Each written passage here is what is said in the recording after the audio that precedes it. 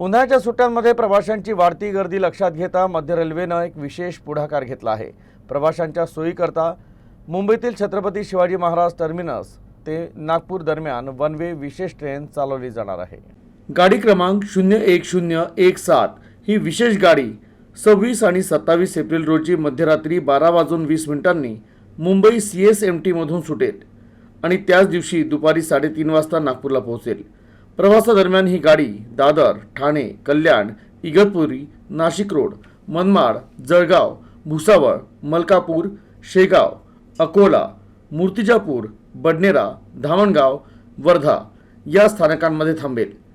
या विशेष ट्रेनमध्ये एकूण 21 कोच असतील, ज्यामध्ये 2 SLRD, 6 सामान्य श्रेणी, 10 sleeper class, 2 AC 3 tier, 1 AC 2 tier coach आहे।